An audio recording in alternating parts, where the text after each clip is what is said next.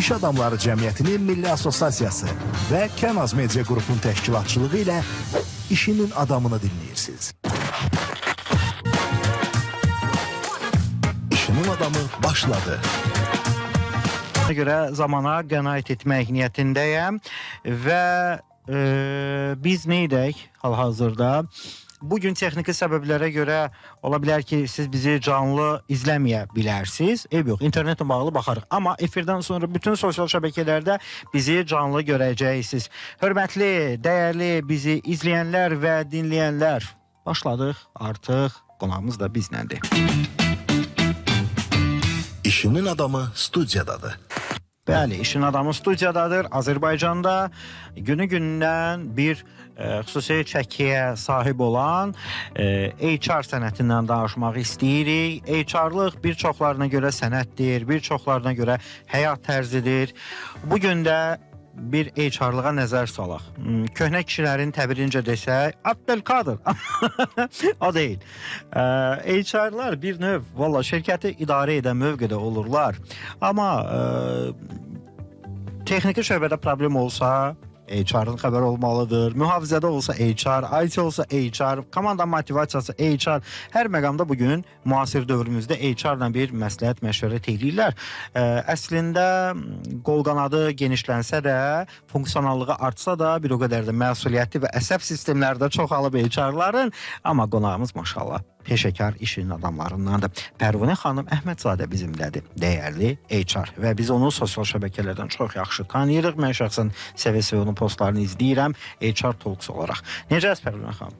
Təşəkkür edirəm. Yaxın gəlin, mikrofona yaxın gəlin. Siz ucadan danışmalısınız. Çünki bu qədər bilgiləriniz var, bu qədər informasiyanız var. Bölüşün bizlə. Paylaşmaq lazımdır. Bəli, paylaşmaq lazımdır. Fayda verəcək cəmiyyətə. Necəsiniz? Keyfiniz, əhvalınız? Hər şey yaxşıdır. Həmişə yaxşı Ümid edirəm ki, siz də yaxşısınız. Günə demək, bu vaxtda pozitiv başladıq. Ümid edirəm ki, belə də sonlandırarıq. Şübhəmiz yoxdur. Yes. Yes.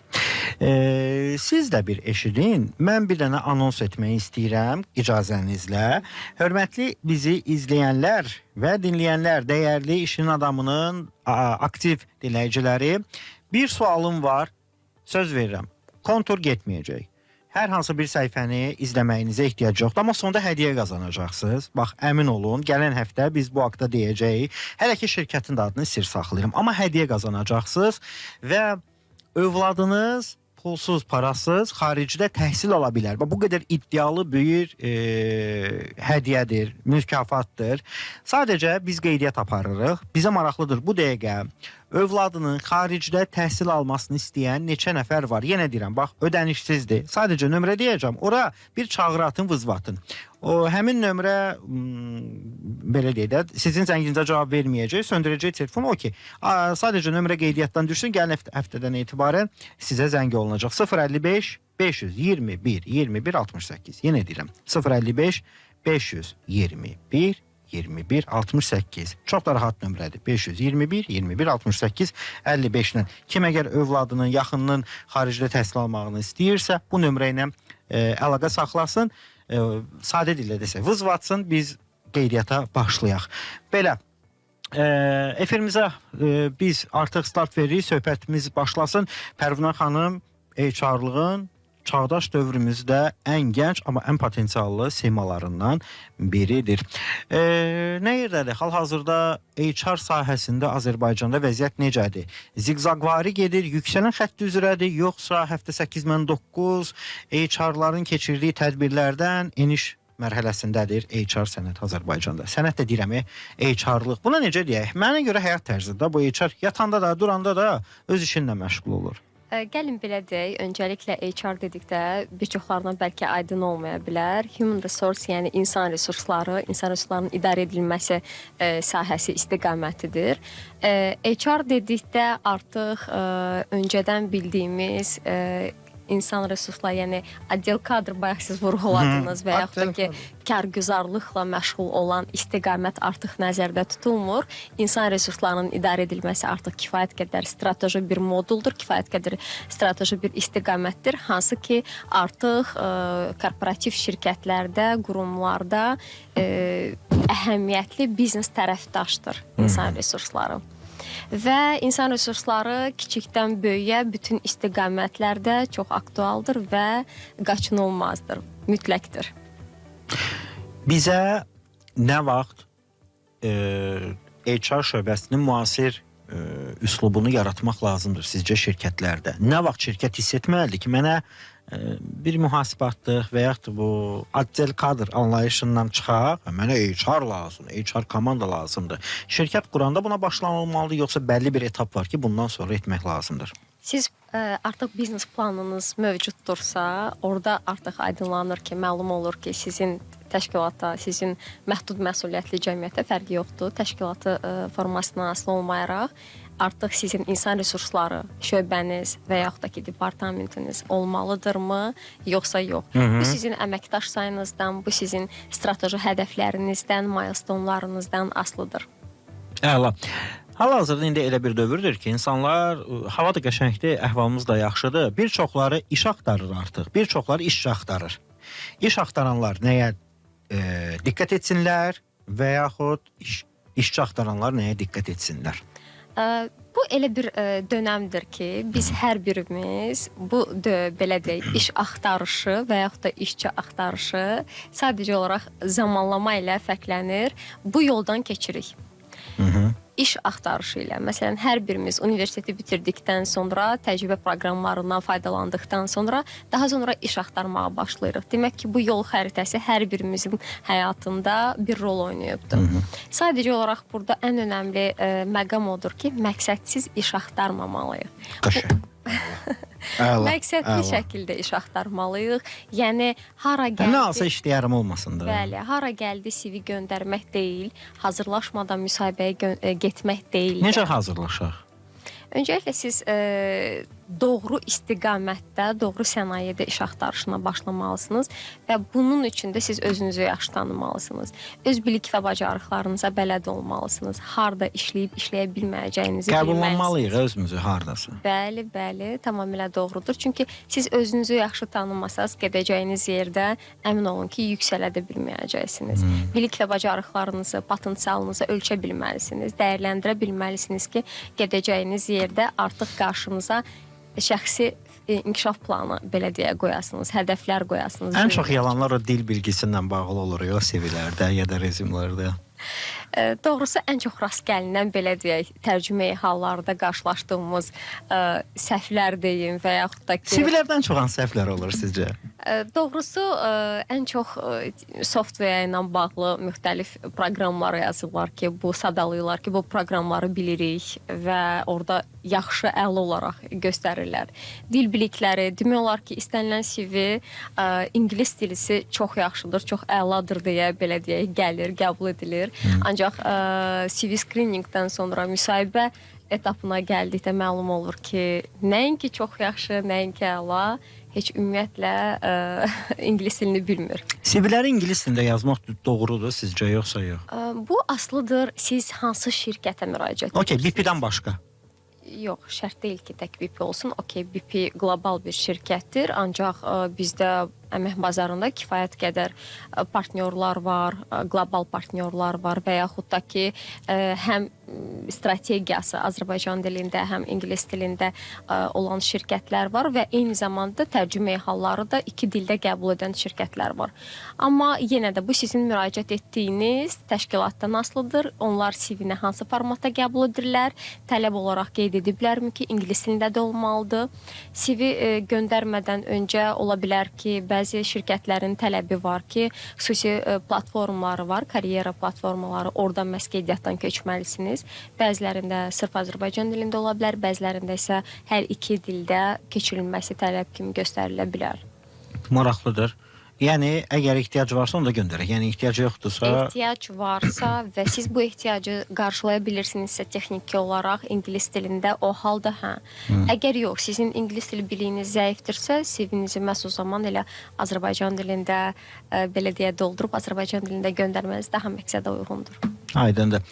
İş axtaranların səhvlərindən bir növ baxdıq. Bəs işçi axtaranlar nəyə diqqət etsinlər? İşçi axtarışı, işçi düzdür, qanunvericilikdə də bu əmək məcəlləsində işçi olaraq belə deyək gedir. Ancaq ki biz hazırda əməkdaş olaraq səsləndiririk bunu. Biz əməkdaş Korporativ yanaşmada da bu. Bəli. Biz əməkdaşlarımızı belə deyək, işə cəlb etmədən öncə Həmkarlar, bir də nə deyirlər? Həmkarlar. Həmkarlar. Həmkarlar, bəli. Biz əməkdaşları işə cəlb eləmədən öncə biz hansı işə cəlb edəcəyimizlə bağlı bir analizlər aparılır, iş analizi aparılır və iş analizi aparılarkən hansı tələblərin formalaşacağı müəyyənləşir və bunun sayəsində job description formalaşır və yalnız bundan sonra növbəti etaplara gedirik və bu proses düzgün getməsə, yəni analizlər aparılmasa, analizin nəticəsində job description dediyimiz bu tələblər formalaşmasa, bu halda biz işçi axtararkən, əməkdaş axtararkən sadəcə belə deyək, şablon elanlarla əmək bazarına çıxırıq ki, həmin o bizə lazım olan əməkdaşları tapaq. Bu zaman bu vaxt itkisidir, resurs itkisidir. Çünki o tələblər analiz nəticəsində formalaşmadığı üçün sizə artıq bütün bazarda iş axtaranların CV-ləri gələcək. Halbuki sizə lazım olan əməkdaşların CV-si gəlsə daha az resurs sərf edə bilərsiniz. Odur ki, bir şirkət, bir təşkilat əməkdaş axtarışına çıxmadan öncə tələbləri düzgün formalaşdırmalıdır. Düzgün CV-də şəkil olmalı yoxsa yox? Doğru Bu çox CV-də. individualdır. Qlobal təcrübədə, best practice-də artıq şəkilə ehtiyac yoxdur bu yanaşma. Şəkil sənin fikri dəyişə bilər ona görə. Şəkil bizdə ön yarğı yarada bilər. Biz məsələn CV-yə baxdıqda ilk olaraq şəkli görə bilərik və şəkli gördükdən sonra bu bizim belə deyək də hər hansı bir ön yarğı yarada bilər, məsələn deyirəm. Və bununla da biz hətta CV-nin screeningi davam etməyə bilərik. Yəni CV-ni artıq oxumağa davam etməyə bilərik. O qədər peşəkar olmaq lazımdır ki, görüntüyə, vizual görüntüyə önəm verməyəsən. Odur ki, qlobalda artıq bu artıq tələb deyil, şəkilsiz tərcümeyi hal qəbul edilir. Amma dediyim kimi, bu bəzi şirkətlərdə tələbdir, şəkil mütləq yerləşdirilməlidir və bundan əlavə bəzi pozisiyalar var ki, məhz orada çox önəmlidir. Sizin məsələn simanız çox önəmli ola bilər, sizin fiziki belə deyək boyunuz çox önəmli ola bilər, çəkiniz çox önəmli ola bilər. Bu hallarda bəli, əlavə tələb olaraq şəkil tələbi yerləşdirə bilərlər. Əla. Təşəkkür edirəm sizə. Efirimiz davam edir, amma icazənizlə bizim sponsorları var. Onlar haqqında bir məlumatı bölüşək bizi izləyənlərlə və dinləyənlərlə. Sponsor məlumatı. Hörmətli bizi izləyənlər və dinləyənlər, efirimizin baş sponsoru Crystal Group of Companies'dir. 2002-ci ildə ilk müəssisəsini yaradan Crystal Group of Companies açıq səhmdar cəmiyyəti beton və mebel sektorlarında böyüyərək iri layihələrin reallaşmasını özünü təsdiqləyib və müştərilərin inamını qazanıb, keyfiyyətin, dürüstlüyün ünvanı sloqan altında fəaliyyət göstərən şirkət milli sahibkarlığa dəyərli töhfələr verib, iri investisiya layihələrini imza atan və milli brendə çevrilən şirkətlər qrupu bugün uğurlu layihələrə imza atır. 051-233-55-99 nömrəsi ilə əlaqə saxlaya bilərsiniz. Sponsor məlumatı. Həmçinin bizim xüsusi sponsorumuz Kavralin Azdır. Kavralin Az idman zalları üçün nəzərdə tutulmuş xüsusi materialdan hazırlanmış döşəmə örtükləri də təklif edir. Metonları, xidmətləri genişdir. Efirdə hər gün müxtəlif sahələr haqqında bəhs edəcək və bu örtüklər xüsusilə idman zallarına gedir. Sürüşməyə qarşı davamlıdır. Zərbəni udur və istifadəçi təhlükəsizliyini təmin edir. Azərbaycan bazarının liderlərindən biri olan Kavralin sizə keyfiyyətli, sərfəli qiymətlərdə hər növ xalçalar və kavralinlər təqdim edir. 050-503-99-88 onların əlaqə nömrələridir. Bir də ki, gəlin əziz övladının sağlamlığını istəyənlər idmandan danışaq. Sponsor məlumatı. Fenerbahçe Futbol Klubu var, gənclikdə yerləşən. Bəli, oradan söhbət gedir. Türkiyənin Fenerbahçe Futbol İdman Klubu, daha dəqiq desəm, sağlam və istedadlı uşaqlar yetişdirmək üçün artıq 10 ilə yaxındır ki, Azərbaycanda fəaliyyətini davam etdirir. Məşqlərin arasında futbol, basketbol, voleybol idman növləri üzrə də yəni xüsusi peşəkar komanda orada iştirak edir. Qeydiyyat üçün 5-15 yaş aralığında olan oğlan və qız uşaqları müraciət edə bilər. Əziz valideynlər, əziz babalar, nənələr, zəhmət olmasa gələcəyin idmançılarını doğru ünvanda yetişdirək. 050 və 055 ilə nömrələri eynidir. 580 17 0 19, yox, səhv dedim o nömrəsini. 050 və 55 ilə 580 1907. Mən niyə belə tələsik dedim? Çünki bizim hal-hazırda elə qonağımız Pərvuna xanım da Fenerbahçe İdman Klubunu tanıyırsınız? Hətta oğlumu mən sonra aparıram. Əla, hansı növə? Hansı idman növünə? Biz futbola gedirik oğlumla. Əla, necədir vəziyyət? Bəyənirsiniz? Çox məmnunam. Yaxşıdır. Bəli, bəli. Əla, sevindim valla. Belə real referanslar olanda adam ürəyi açılır. Hə, Pərvuna xanım, mən əslində sizi elə bu sözü deyəsiz deyə dəvət eləmişdim efirə. Təşəkkür edirəm, minnətdaram. Əlbəttə zarafatdır bu və gəlin qısa bir anons eləyək. Təxminən 2 dəqiqədən sonra biz reklamlara keçid alacağıq, amma bizi qısa fasilədən sonra dinləyicilər yenidən eşidəndə hansı mövzulardan bəhs edəcəyimizi onlardan bölüşək. Varmı belə bir eşitdirmək istədiyiniz mövzular? Bəli, ən aktual və hər birimizin kəsişdiyi mövzulardır. İş axtarışı, işinizi dəyişmək istəyirsinizsə, daha yaxşı işə keçid etmək istəyirsinizsə, karyeranızda yüksəlmək istəyirsinizsə, o halda bizi izləyin. Qəşəng anons oldu. O halda bizi mütləq izləyin əziz izləyicilər və dinləyicilər. Mən bir dənə də bu elanı nəzərinizə çatdırım. Çünki fasilədən sonra belə bir imkanım olmayacaq. Kim övladının xaricdə təhsil almağını istəyirsə, baxın, heç bir pulunuz çıxmayacaq, heç bir ödəmə etmirsiniz, konturunuz getməyəcək. Sadəcə bir dənə şərt var, nömrə deyirəm. O nömrəyə sadəcə bir çağrı buraxırsınız, biz sizi qeydiyyatdan keçiririk, müsabiqə olacaq və bunun nəticəsində bir nəfər kimsə övladını məhz bu təşəbbüs vasitəsilə xaricdə ödənişsiz oxutdura biləcək. Deyəcəyəm şirkətdə hansıdır, amma hələ ki biz qeydiyyatı həyata keçirmək istəyirik.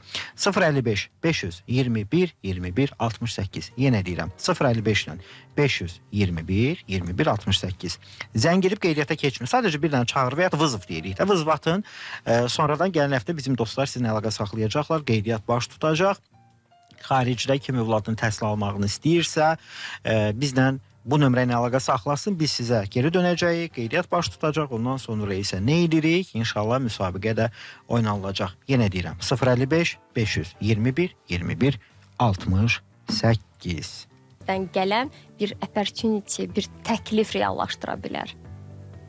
Odur ki, biz əlaqələrimizdən, doğru seçilmiş strateji əlaqələrimizdən düzgün istifadə etməliyik. Və bu networkingi qurmaq üçün müəyyən platformalar var. Biz orada görünürməliyik, yəni hər zaman görünməliyik. Bu platformalardan biri və ən məşhuru isə LinkedIn-dir. Biz orada məhz əlaqələri formalaşdırmalıyıq, öz ətrafımıza yığmalıyıq və o əlaqələrdən düzgün istifadə etməliyik. Mən networkingin faydasını o qədər güclü şəkildə görmüşəm. Onlardan elə xüsusi mən yəni Marsolu qeyd edeyim, elə bizim layihəmiz həm də Marsolun da təşkilatçılığı ilə həyata keçirilir. Networkingdən qazandığım o əlaqələr, dəstək, çoxunu təkcə pulunu düşünür, elə deyil. Elə sənin networkingdə qazandığın dostluq gecə saat 2-də hər hansı bir sənin case ola bilər ki, işindəmi, doğru qərarda mı, ya irəliyə görə bir məsləhətə ehtiyacın ola bilər, yaxşı bir mentora ehtiyacın ola bilər. Zəng vurub məsələ networking vasitəsilə bölüşə bilərsən. O sənə 2 dənə cümlə deyər ki, sən bütün bundan sonraki 10 illik karyeran düzənə qovuşa bilər. Ona görə networking çox Nəticədə bu da bir gəlirdir. Bəli, doğru addımlar. Maddi və ya qeyri-maddi bu da bir gəlirdir. Düzdür. Networkingdən və bu imkanlardan düzgün istifadə edəriksə bizə resurslar gətirir bu.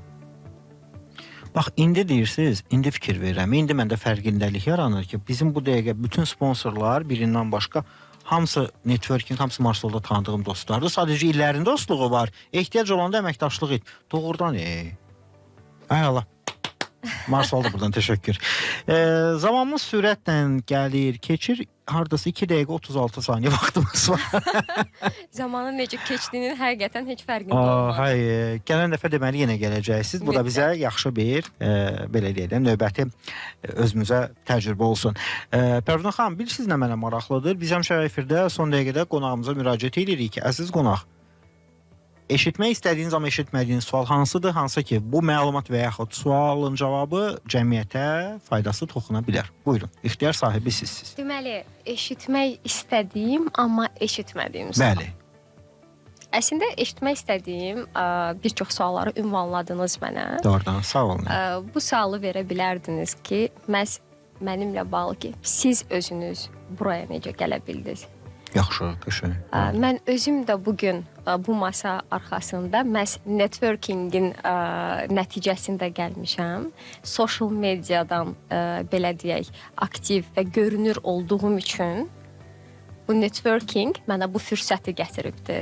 Düzdür. Mən sizi sosial şəbəkədə görmüşdüm, Bəli. paylaşımınızı. Bəli. Sonra paylaşımlara baxanda bir dəfə gördüm ki, böyük tədbirlərin birində, elə mənim təqdimatımda səhnədə, mən səhnədə elə siz də mükafat almısınız. Bəli. Koronadan sonra unutqan mən Kamran. Əlbəttə onu unutmuşam.